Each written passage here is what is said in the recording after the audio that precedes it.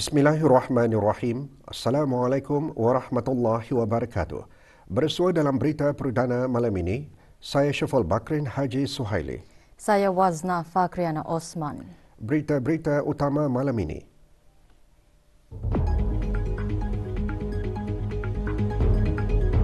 Kebawah Duli Yang Maha Mulia Paduka Seri Baginda Sultan dan Yang di-Pertuan Negara Brunei Darussalam memulakan keberangkatan negara ke Republik Turkiye.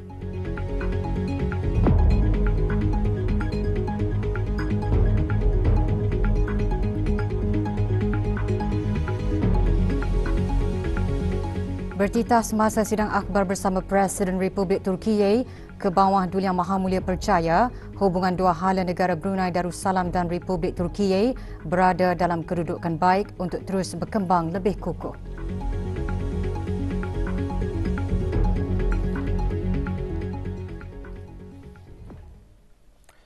Kebawah Duli Yang Maha Mulia Paduka Seri Baginda Sultan Haji Hassan Al-Bolkiah Muizzadin Wad Daulah Ibni Almarhum Sultan Haji Umar Ali Saifuddin Saadul Khairiwaddin, Sultan dan Yang di-Pertuan Negara Brunei Darussalam memulakan keberangkatan negara ke Republik Turkiye dengan berkenan berangkat ke Majlis Sambutan Negara, Majlis Perjumpaan Empat Mata dan Mesyuarat Dua Hala bersama Presiden Republik Turkiye, Majlis Penandatanganan Dokumen-Dokumen Perjanjian, Sidang Akhbar, Majlis Santap Negara dan upacara meletakkan kalungan bunga.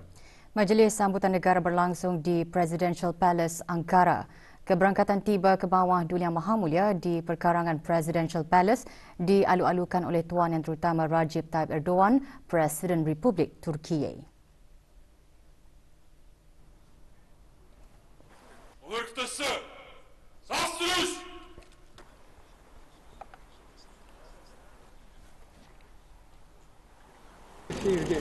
Waalaikumsalam. Majlis dimulakan dengan kedua-dua pemimpin menaiki pentas khas untuk menerima tabik hormat diiringi dengan lagu kebangsaan kedua-dua buah negara dan 21 das tembakan meriam. Majlis diteruskan dengan pemeriksaan barisan kawalan kehormatan terdiri daripada anggota Turkish Armed Forces.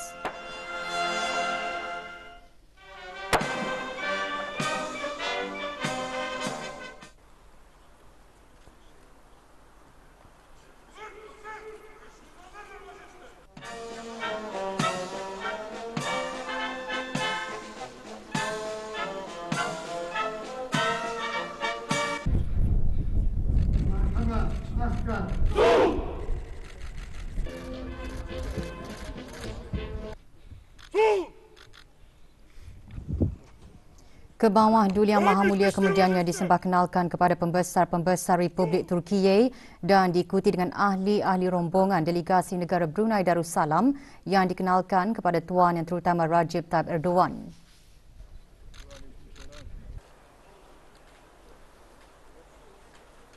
Kedua-dua pemimpin seterusnya beredar bagi majlis perjumpaan empat mata.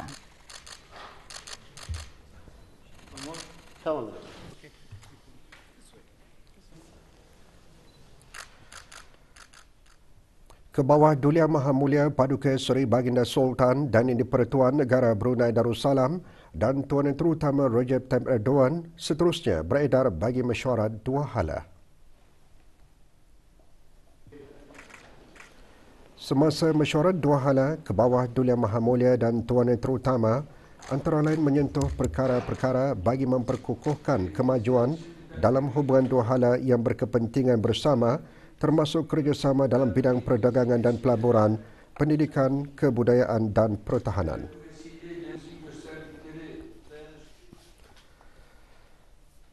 Selepas mesyuarat tersebut, Kebawah Duli Yang Maha Mulia Paduka Seri Baginda Sultan dan Yang di-Pertuan Negara Brunei Darussalam dan Tuan Yang Terutama menyaksikan majlis penandatanganan bagi 5 dokumen perjanjian di antara kerajaan ke bawah Duli Yang Maha Mulia Paduka Seri Baginda Sultan dan Yang di-Pertuan Negara Brunei Darussalam dengan Kerajaan Republik Turki.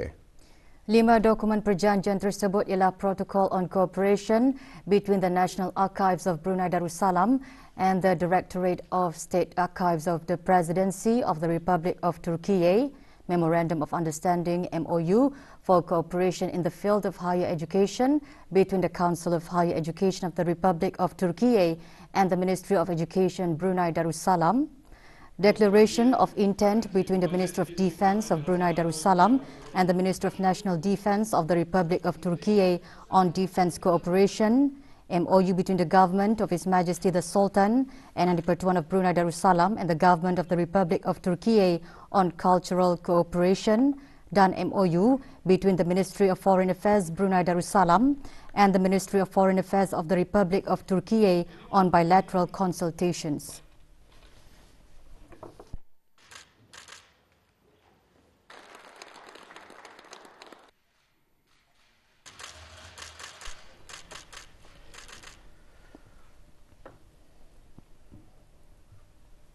Selesai majlis penandatanganan dokumen-dokumen perjanjian tersebut ke bawah Duli Yang Maha Mulia Paduka Seri Baginda Sultan dan Yang di-Pertuan Negara Brunei Darussalam dan Tuan Terutama Presiden Republik Turki seterusnya menghadiri sidang akbar dengan ke bawah Duli Yang Maha Mulia berkenan mengurniakan titah menyatakan bahawa Baginda dan rakyat negara Brunei Darussalam menzahirkan ucapan takziah yang amat mendalam kepada rakyat Republik Turki berikutan musibah gempa bumi yang dahsyat terjadi baru-baru ini dan negara Brunei Darussalam bersedia untuk menghulurkan bantuan dalam apa jua cara sekalipun.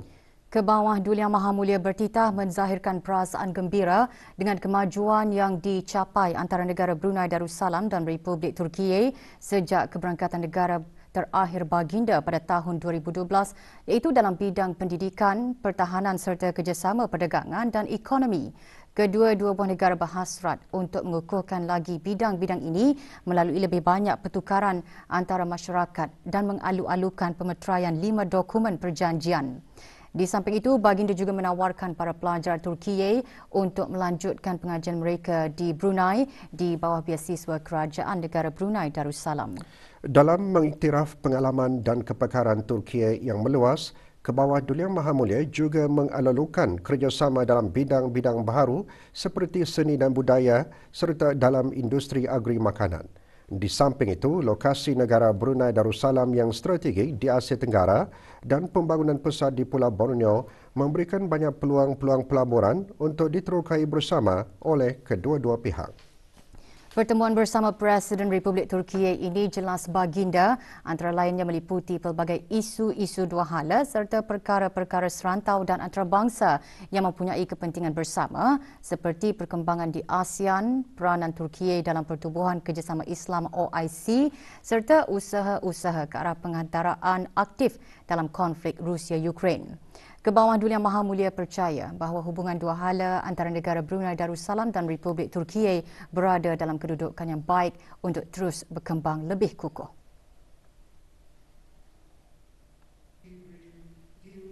Baginda seterusnya mengucapkan penghargaan kepada Tuan Yang Terutama Presiden atas perbincangan dan pertukaran-pertukaran pandangan berharga serta perkongsian ikatan persahabatan pribadi yang mendalam dan erat. Presiden Republik Turki dalam ucapannya antara lainnya mengongsikan perbincangan komprehensif mengenai hubungan dua hala akan dapat memajukan lagi kerjasama serta mengukuhkan pertukaran antara masyarakat. Kedua-dua pemimpin juga membincangkan isu-isu global dan menekankan kepentingan dalam meningkatkan kerjasama di peringkat serantau dan antarabangsa. Akhir sekali, Tuan Yang Terutama merakamkan penghargaan di atas solidariti yang ditunjukkan oleh negara Brunei Darussalam kepada Republik Turki dalam masa yang mencabar ini. Sempena keberangkatan negara ini ke bawah Duli Yang Maha Mulia Paduka Seri Baginda Sultan dan Yang di-Pertuan Negara Brunei Darussalam juga berangkat menghadiri majlis santam negara. Majlis Santap Negara dihoskan oleh Tuan Yang Terutama Recep Tayyip Erdogan, Presiden Republik Turki yang berlangsung di Presidential Palace.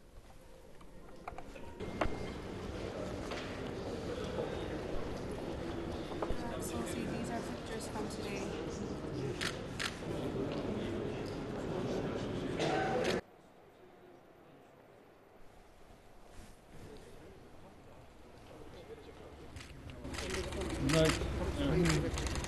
Thank you very much. Thank you. To see you in Brunei. Günaydın, görüşmek dileğiyle. See you again. See you again.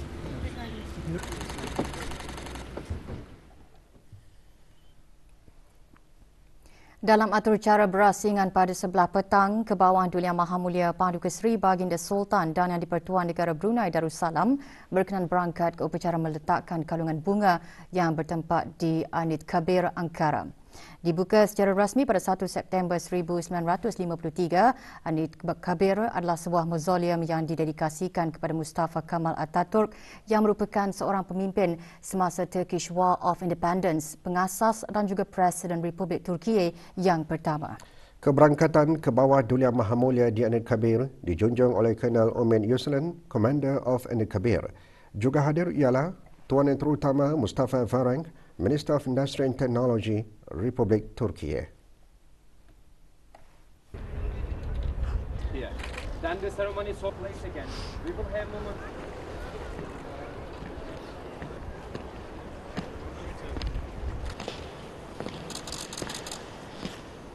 Baginda seterusnya dijunjung untuk meletakkan kalungan bunga ke mausoleum berkenaan.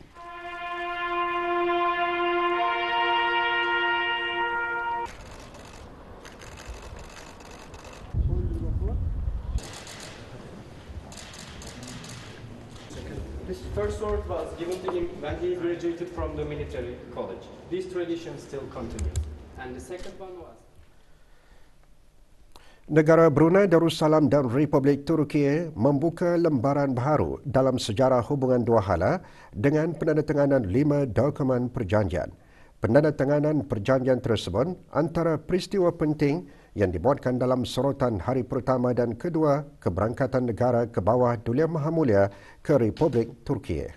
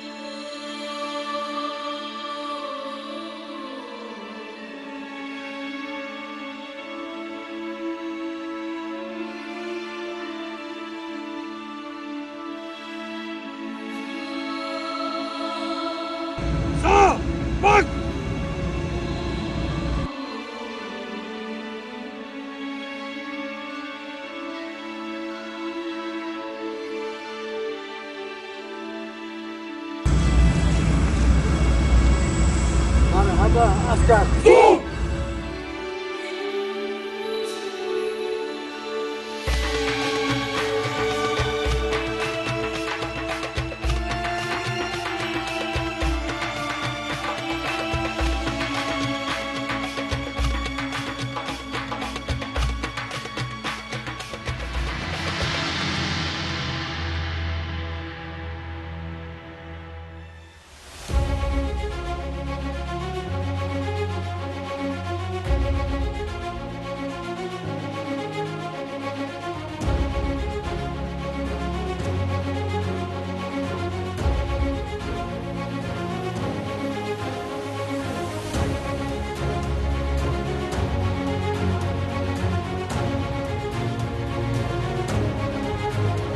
Marhaba, askar.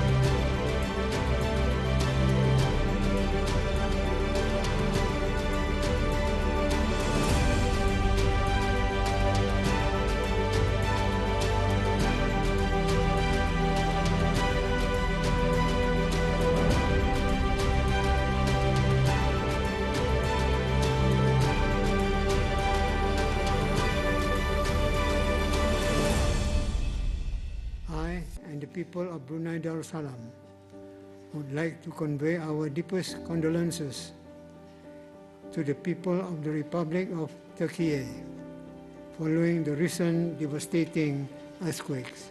Brunei Darussalam stands in solidarity with Turkey and is ready to offer assistance in any way that we can. Since my last state visit in 2012, I'm pleased to witness that the relationship between our two countries have developed tremendously. I believe that Brunei-Turkey's bilateral relations are in good position to continue to grow stronger.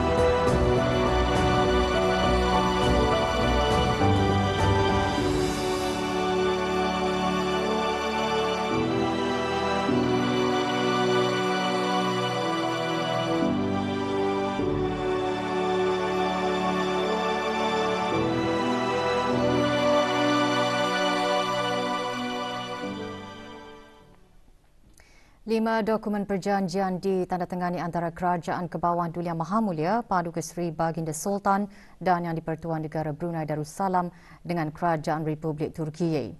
Protocol on cooperation between the National Archives of Brunei Darussalam and the Directorate of State Archives of the Presidency of the Republic of Turkiye. Menandatangani dokumen tersebut bagi pihak Kerajaan Kebawah Duli Yang Maha Mulia ialah Pengiran Haji Muhammad Hasnan bin Pengiran Haji Ali Hassan, Setiausaha Tetap Kementerian Kebudayaan Belia dan Sukan, manakala Kerajaan Republik Turkiye diwakili oleh Profesor Dr. Uygur Ünal, Director of State Archives of the Presidency of the Republic of Turkiye. Dokumen tersebut akan menggalakkan penyelidikan dan bertukar-tukar sampel dokumen arkib yang diterbitkan semula, pertukaran pakar dalam bidang arkib, pertukaran bahan terbitan mengenai pengurusan arkib serta menganjurkan mesyuarat saintifik atau teknikal.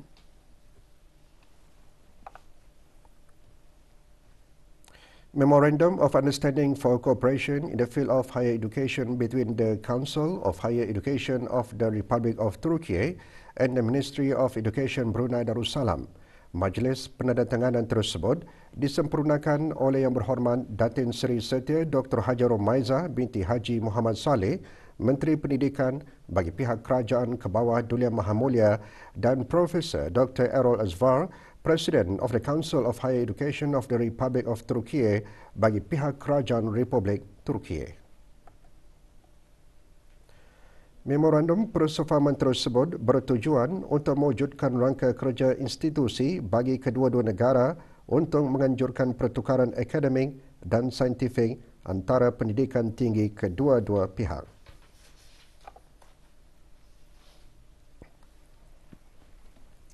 Declaration of intent between the Ministry of Defence of Brunei Darussalam and the Ministry of National Defence of the Republic of Turkey on defence cooperation. Majlis penandatanganan tersebut disempurnakan oleh Yang Berhormat Datuk Seri Setia Awang Haji Eriwan bin Pendatu Pegamajaya Haji Muhammad Yusof, Menteri Hal Ehwal Luar Negeri kedua bagi pihak Kerajaan ke bawah Duli Yang Maha Mulia, dan Profesor Dr. Ismail Damir, President of the Defence Industry Agency of the Presidency of the Republic of Turkey bagi pihak Kerajaan Republik Turkey. Declaration of Intent DOI tersebut adalah untuk mewujudkan rangka kerja kerjasama pertahanan dengan tujuan untuk meningkatkan dan membangunkan kerjasama antara kedua-dua negara.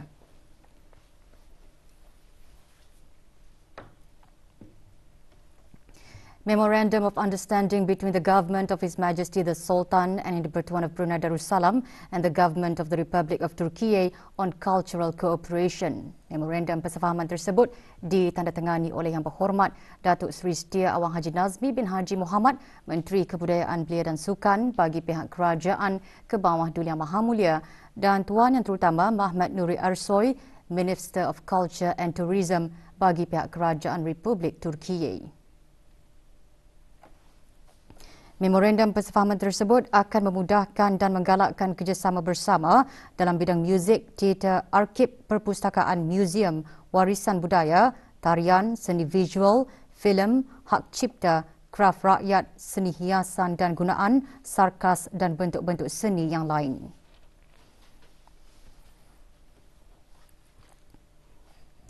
Memorandum of Understanding between the Ministry of Foreign Affairs Brunei Darussalam and the Ministry of Foreign Affairs of the Republic of Turkey on bilateral consultations. Majlis penandatanganan tersebut disempurnakan oleh Yang Berhormat Datuk Seri Setia Awang Haji Eriwan bin Pendatu Pegamajaya Haji Muhammad Yusof, Menteri Hal Ehwal Luar Negeri kedua bagi pihak Kerajaan ke bawah Duli Yang Maha Mulia, dan Tuan Yang Terutama Mevlut Çavuşoğlu, Minister of Foreign Affairs bagi pihak Kerajaan Republik Turkey. Memorandum persefahaman tersebut bertujuan untuk menginstitusikan perundingan dua hala dan mengadakan pertukaran pandangan secara tetap mengenai isu-isu yang berkepentingan bersama untuk mengukuhkan kerjasama dua hala dalam mencapai matlamat bersama. Malam Nisfu Syaban disemarakan dengan bacaan surah Yasin dan doa khas. Perinciannya seketika nanti.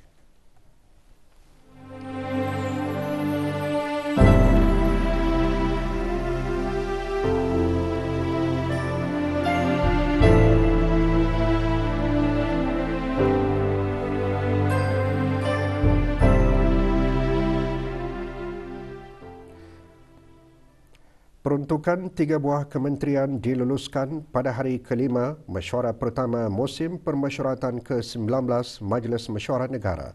Laporan lanjut sidang Majlis Mesyuarat Negara menyusul selepas ini.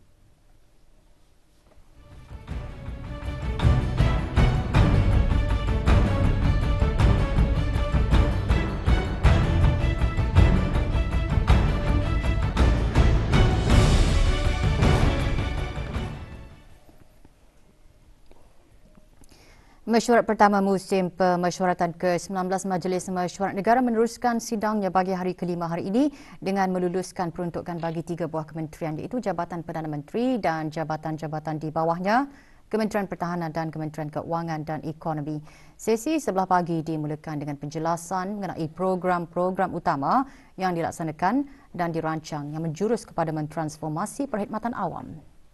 Yang berhormat Pihin Dato' Lela Raja, Major Jeneral Bersara, Dato' Perukes Sri Haji Ong Halbi bin Haji Muhammad Yusof, Menteri di Jabatan Perdana Menteri dan Menteri Pertahanan kedua, ketika menjawab persoalan produktiviti perkhidmatan awam menjelaskan Institut Perkhidmatan Awam IPA bekerjasama dengan negara-negara ASEAN di bawah ASEAN Cooperation on Civil Service Matters SCCSM 2021-2025 bagi membangun rangka kerja pengukuran produktiviti khusus untuk sektor awam.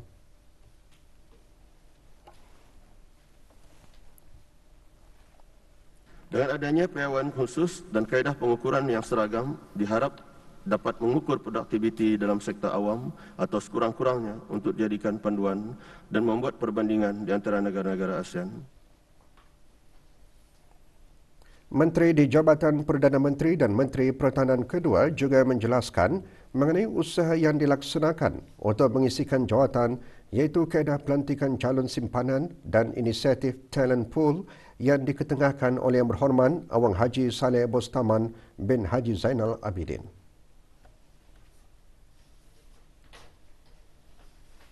Kaedah lantikan calon simpanan yang mana kekosongan jawatan diisikan oleh calon simpanan tanpa pengiklanan.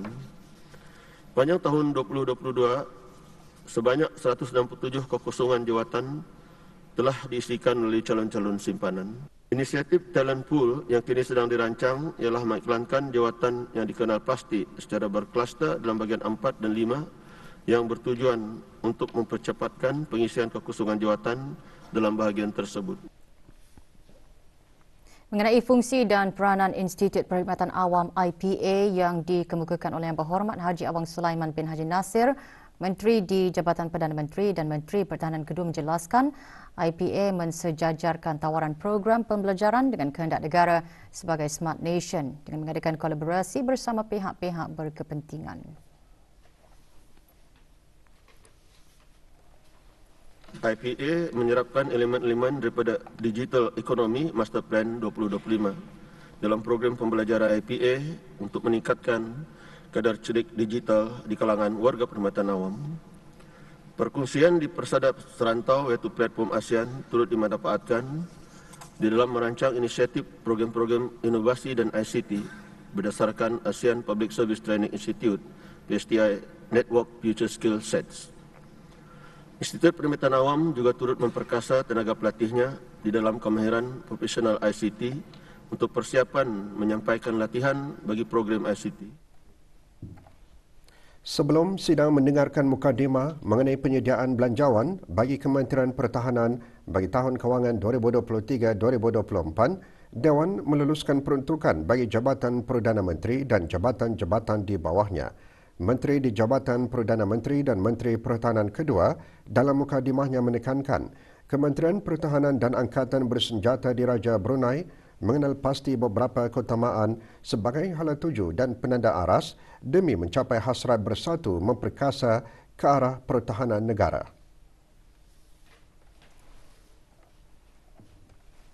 Pertama, memantau dan menentukan apa jua perancangan dan visi yang terkandung dalam Kertas Putih Pertahanan Defence White Paper 2021. Kedua, mengukuhkan dan mengeratkan lagi hubungan diplomasi pertahanan yang sedia terjalin dengan negara sahabat. Ketiga, menentukan semua strategi perolehan, keupayaan dan aset-aset ketenteraan Angkatan Bersenjata Diraja Brunei adalah selaras dengan Kertas Putih Pertahanan 2021, FOS 20235 dan FOS Structure Review FPSR.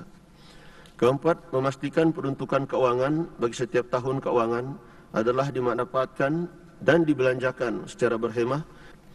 Kelima, menentukan kebajikan para pegawai dan setiap anggota Angkatan Bersenjata Diraja Brunei dan warga awam Kementerian Pertahanan sentiasa diambil peduli. Dan keenam, memastikan setiap rancangan penggantian yakni succession plan bagi jawatan-jawatan utama dalam Kementerian Pertahanan dan Angkatan Bersenjata Diraja Brunei dirancang dengan teliti dan berkesan. Dewan meluluskan peruntukan bagi Kementerian Pertahanan sebelum menangguhkan sidangnya pagi tadi. Sidang pada sebelah petang pula dimulakan dengan pembentangan mukadimah usul peruntukan bagi Kementerian Keuangan dan Ekonomi. Yang Berhormat Datuk Seri Setia Dr. Awang Haji Muhammad Amin Liu bin Abdullah, Menteri di Jabatan Perdana Menteri dan Menteri Kewangan dan Ekonomi kedua menjelaskan Peruntukan yang disediakan akan membolehkan Kementerian Kewangan dan Ekonomi melaksanakan inisiatif yang mendukung 4 aspirasi pelan strategik kementerian berkenaan. Pertama, pembangunan dan kepelbagaian ekonomi.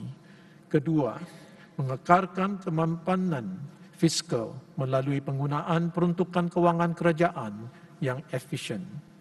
Ketiga, penlibatan dan kerjasama yang efektif dengan pihak berkepentingan. Dan keempat, penyampaian perkhidmatan yang cemerlang. Pengukuhan fiskal kerajaan akan tetap menjadi keutamaan Kementerian Kewangan dan Ekonomi melalui dasar berhemah dalam mengurus belanjawan dan kewangan negara secara fiscal consolidation dan juga memperluaskan asas pendapatan negara di samping meningkatkan hasil tahunan setiap kementerian. Walau bagaimanapun, pendekatan balance approach perlulah diambil agar usaha-usaha kerajaan untuk memperbagaikan aktiviti ekonomi dan mengukuhkan sektor swasta tidak akan terhalang.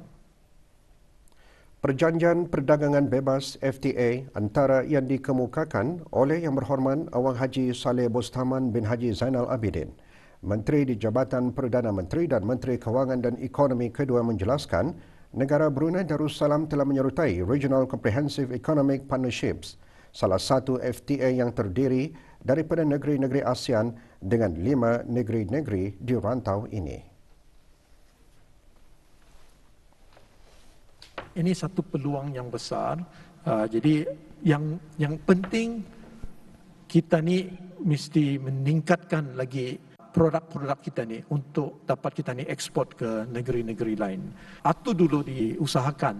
Jadi kalau sudah datang masanya ada produk untuk diekspor, memang FTA itu memudahkan lagi kita ni ekspor. Sebelum menangguhkan sidangnya petang tadi, Dewan meluluskan peruntukan bagi Kementerian Kewangan dan Ekonomi. Persidangan akan disambung esok pukul 9.30 pagi. Orang ramai boleh mengikuti rakaman persidangan harian melalui saluran RTB Perdana dan RTB Sungma Indra pada pukul 9 malam bagi rakaman sesi pagi dan diikuti lagi pada pukul 10.50 malam bagi rakaman sesi petang. Laporan harian juga boleh diikuti melalui laman sesawang rasmi Majlis Mesyuarat Negara di www.majlismesyuarat.gov.bn.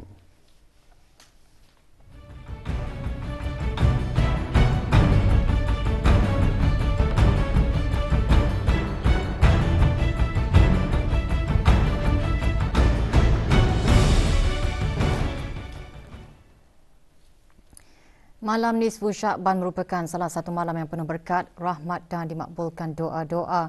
Dengan kelebihan dan keberkatan yang terdapat pada malam tersebut, umat Islam digalakkan untuk menghidupkannya dengan memperbanyakkan amal ibadah dan zikir untuk mendapatkan rahmat dan keredaan Allah Subhanahu Wa Taala. Semalam, sembahyang fardu Maghrib dan Isya berjemaah membaca surah Yasin dan doa khas sempena nisfu Syaban diadakan di Masjid Surau dan Balai Ibadat seluruh negara dengan tumpuan di Masjid Omar Ali Saifuddin, Ibu Negara.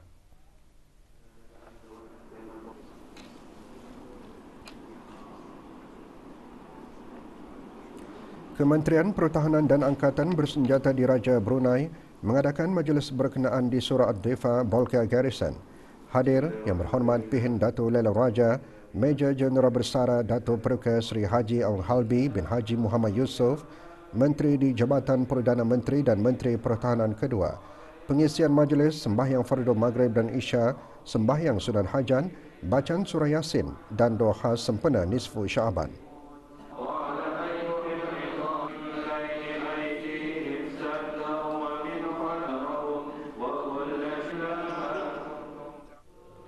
Masjid Omar Ali Saifuddin di Ibu Negara tumpuan bagi sembahyang fardu Maghrib dan Isya berjemaah membaca surah Yasin. Hadir Awang Haji Muhammad Rosli bin Haji Ibrahim, Setiausaha Tetap Kementerian Hal Ehwal Agama.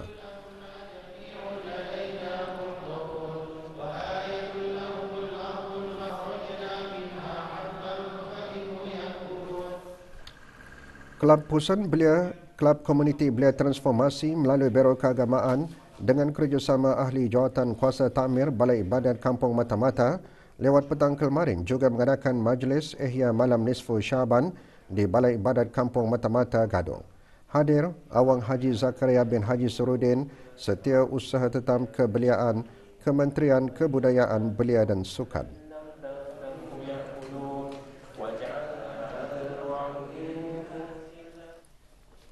Menurut statistik, golongan wanita merangkumi lebih 47% jumlah penduduk di negara Brunei Darussalam. Oleh itu, wanita di negara ini mempunyai peranan dan sumbangan yang sangat penting dalam pembangunan sosioekonomi dan pemeliharaan keamanan dan keselamatan. Menteri Kebudayaan dan Sukan mengongsikan perkara tersebut dalam pertusan sempena Hari Wanita Antarabangsa 2023.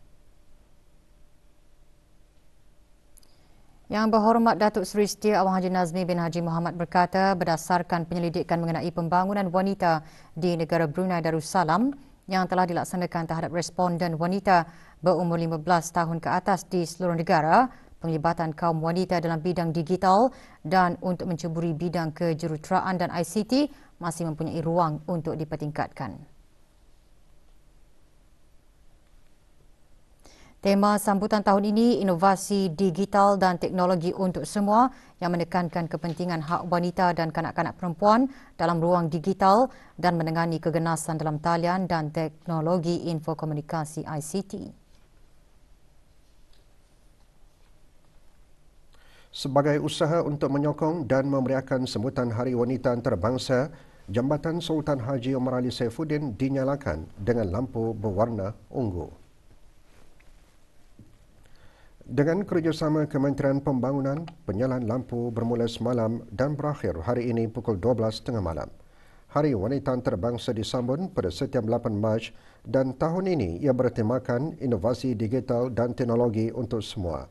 Tahun ini merupakan kali ke-10 negara meraihkan sambutan berkenaan.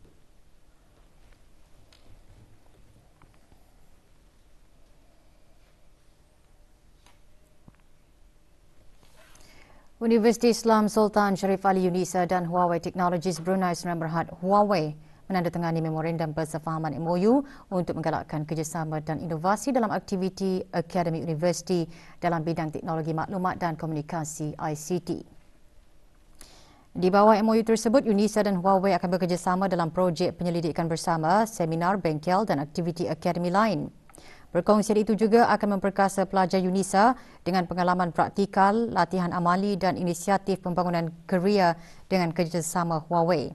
Dr. Haji Nur Afan bin Haji Zainal, Rektor Yunisa dalam ucapannya menegaskan rakan kongsi seumpama itu menjadi batu loncatan ke arah kerjasama yang lebih luas antara Yunisa dan Huawei Teknologi. Juga hadir Zhang Qianwei, Ketua Pegawai Eksekutif Huawei Technologies Brunei Sdn Bhd. Isu harga pasaran global bagi bahan-bahan mentah utama yang memberi kesan kepada harga makanan utama di dalam negara dan langkah-langkah yang diambil oleh kerajaan antara yang dibincangkan semasa sesi dialog di antara Jabatan Hal Ehwal Pengguna JHEP, Jabatan Perancangan Ekonomi dan Statistik JPES, Kementerian Kewangan dan Ekonomi dan para mahasiswa Sekolah Perdagangan dan Ekonomi Universiti Brunei Darussalam UBD. Dengan tema maklumat memperkasa pengguna, dialog juga memperkenalkan beberapa aktiviti penguatkuasaan utama yang dilaksanakan di bawah Akta Kawalan Harga Penggal 142 dan kerja-kerja di bawah Perintah Perlindungan Pengguna Perdagangan Wajar 2011. Dayang Hedi Farasia binti Abdul Rahman, pemangku timbalan Ketua Pengarah JPES, dalam sesi dialog mengingatkan seiring dengan usaha berterusan pihak kerajaan dalam meningkatkan rejim perlindungan pengguna, para peniaga dan para pengguna turut memainkan peranan masing-masing. Sebagai peniaga jelasnya, perlu sentiasa mematuhi perundangan sedia ada dan sebagai pengguna, hendaklah memperkasa diri dengan mengetahui hak dan tanggungjawab selaku pengguna. Usaha bersama ini katanya mampu mewujudkan pasaran yang lebih baik bagi negara Brunei Darussalam ke arah mencapai matlamat sosio-ekonomi wawasan 2023. Institut Pendidikan Teknikal Brunei IBTE mengadakan aktiviti hari terbuka selama 3 hari bagi memberi peluang kepada orang ramai khususnya para penuntut lepasan peringkat O untuk mengetahui program-program yang ditawarkan di institut berkenaan. Hari terbuka berlangsung sehingga Sabtu ini diadakan serentak di semua kampus IBTE bermula pukul 8 pagi hingga 12 tengah hari dan 2 petang hingga 4 petang.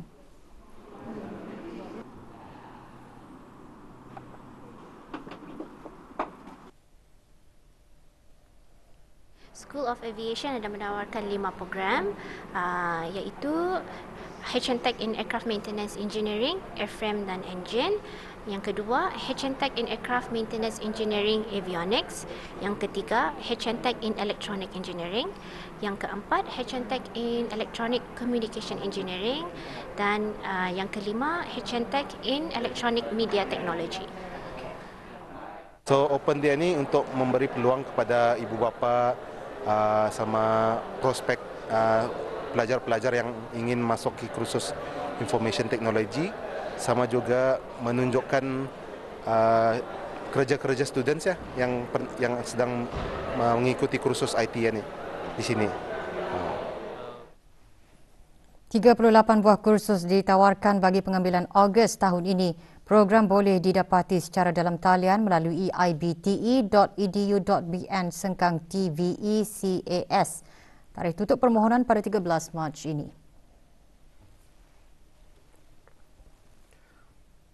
Hari terbuka kampus perdagangan IBTE menyediakan para pelajar dengan pengalaman secara langsung dalam penganjuran acara berdasarkan tetapan dunia sebenar. Acara berlangsung di kampus berkenaan di Gadong. Hari terbuka ini adalah sebahagian daripada inisiatif kampus untuk memberi peluang dan menilai pelajar berdasarkan kerja amali selain mewujudkan kesedaran dan menarik minat dalam bidang perusahaan serta bekerja sendiri. Orang ramai dialulukan berkunjung ke hari terbuka ini yang dibukakan selama 3 hari pada waktu bekerja sehingga 11 Mac.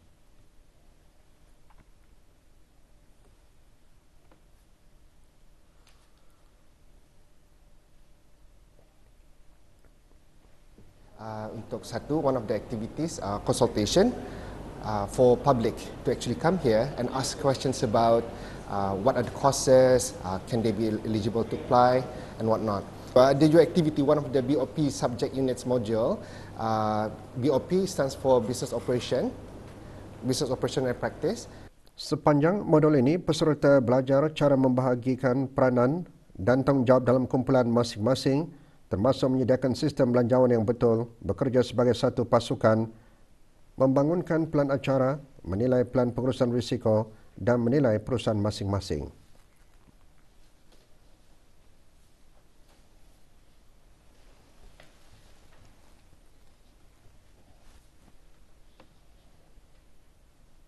Gain a lot of things like how we approach the customer, how we interact with the customer.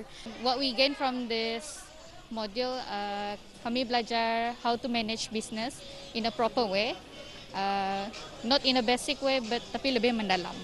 If kantingannya pasal profit, ia memang business dah work lah, atau yang kami betul. So apa kami mau hope, kami mau touch mana how to handle emotion untuk the business can go lancar. We have learned a lot in terms of preparation, in terms of everything, the little bits. Now that we have understand that there's more into it. Sementara itu, kampus Jeffrey Bolkiah IBTE menawarkan pengambilan Ogos 2023 dan September 2023 Institut Pendidikan Teknikal Brunei Satelit IBTE Satelit. Hari terbuka diadakan di Dewan Serbaguna kampus berkenaan di Kuala Belait. Pada hari terbuka ini, orang awam dan penuntut bersemuka dengan tenaga pengajar dan bertanya mengenai program yang dipilih, syarat kemasukan dan prospek kerjaya program yang dipilih. Kelompok sasaran bagi hari terbuka adalah penuntut lepasan sekolah dan mempunyai keputusan bersesuaian dengan syarat kemasukan bagi setiap program yang ditawarkan.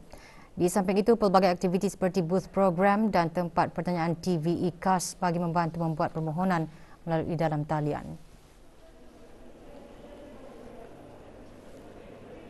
Bengkel tulisan Jawi yang diungkayakan Pejabat Hal Ehwal Agama Daerah Belain merupakan platform untuk memberikan ilmu pengetahuan asas penulisan khat Jawi selain meningkatkan kemahiran dan mengasuh bakat para peserta. Bengkel bersempena sambutan ulang tahun Hari Kebangsaan ke-39 berlangsung di Masjid Muhammad Jamalul Alam, Kuala Belain. Seramai 26 orang peserta yang terdiri dari para pegawai dan kaki tangan kerajaan, belia dan beliawanis serta penuntut-penuntut Institut Pengajian Tinggi di daerah Belain menghadiri bengkel. Aktiviti juga bertujuan untuk menyamai sifat cintakan tanah air melalui usaha-usaha mempelajari tulisan Jawi sebagai warisan dan identiti negara.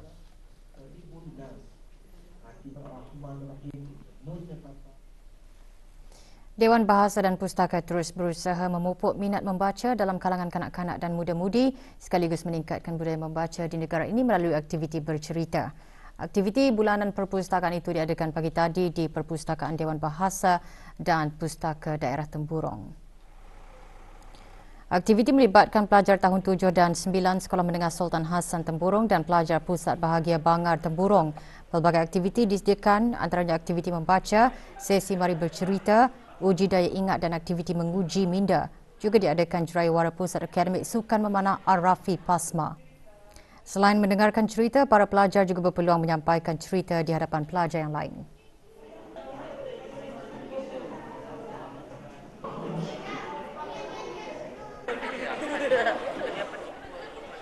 Dapat mengembangkan daya fikir dan imajinasi penuntut, mengembangkan kemampuan berbicara dan daya sosialisasi sebagai sarana komunikasi media pembelajaran serta mengembangkan daya ingat penuntut. Perancangan kami adalah untuk lebih banyak mengadakan aktiviti seperti ini di masa hadapan. Sebuah syarikat dikenakan kompaun RM200 kerana membuang sampah di tempat awam. Kompaun dikeluarkan oleh Unit Penguatkuasaan Jabatan Daerah Tutong pada 7 Mac lalu. Syarikat dikendaki untuk menjelaskan kompaun dalam tempoh 7 hari. Jika gagal membayar denda, syarikat berkenaan boleh dihadapkan ke mahkamah. Unit Penguatkuasaan Jabatan Daerah Tutong mengingatkan orang ramai, pihak syarikat dan pemilik premis perniagaan agar sentiasa menjaga kebersihan alam sekitar, khususnya di kawasan premis perniagaan dan kawasan awam.